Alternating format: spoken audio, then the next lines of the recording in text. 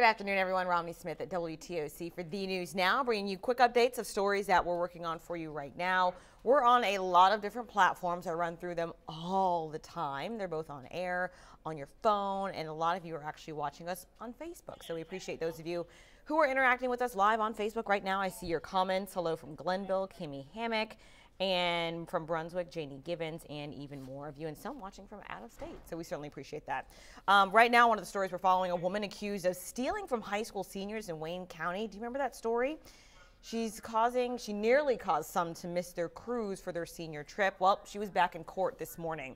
Jackie Dean appeared in court requesting bond on additional charges for that she was arrested on while she was free on bond. She's accused of collecting hundreds, actually thousands of dollars from members of the Wayne County High School senior class. She was supposed to book their senior cruise with the money, but instead she kept it. Parents didn't actually find out until they started asking for confirmation documents about the cruise, and then she couldn't provide them. Dean's husband actually testified today that she'd been working while on bond to pay restitution. The judge granted her a $20,000 bond and also restricted her from having any contact with the victims. The community, however, rallied together around those students and collected enough money to make sure the students could go on that cruise. And that was a big deal when it happened. So all those students who originally signed up were able to go, thanks to the community holding last-minute fundraisers to make sure that every student who could go and wanted to go was able to afford it, since Ms. Dean took their money at the time. Let's see another story we're working on. The South Carolina Department of Education stepping in to review the case of Hilton Head Island's principal. As you know, Amanda Onan right now is on leave after a former Beaufort County deputy claimed they had a sexual affair on school property. At issue is if she improperly used her position as principal to gain access to the school after hours to engage in activities that allegedly should not have happened on school property. Keep in mind, Onan has a lot of support in the community, including at the Beaufort County School Board meeting last night. Parents packed the room and defended her academic success. But the board still voted unanimously to add outside legal counsel to their review because they're not looking at her academic success. They're looking at her contract and alleged inappropriate actions. The State Board of Education determines whether something an educator might have done is enough to warrant their certificate being suspended or revoked. So that's what it is, the certificate.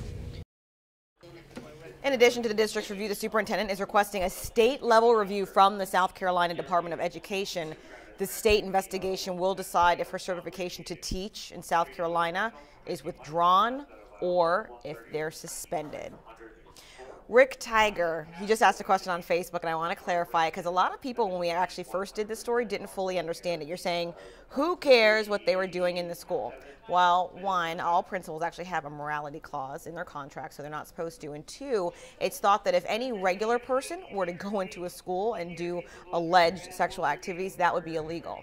So the thing is, even though she worked for the school, she used her access as a principal to gain access to the school after hours to engage in alleged activities on school property. So it's because it is publicly funded property that the alleged activities happened on. That's why it's a news story. Had it been off campus, we probably would not care. But because it's on school property, that is what makes it newsworthy. So thank you for asking the question. Glad I clarified that so everyone knows this isn't about the alleged actions. It's about where it took place and that you can't do that on school property if it in fact happened. So hopefully that clarifies that for you. Also, one last thing, we never leave without giving you a quick look at weather. Our chief meteorologist Dave Turley has the rundown for you. Good Wednesday afternoon, everybody. Chief Meteorologist Dave Turley here. Looking at sunshine returning across the area. Temperatures are warming up back in the 50s now.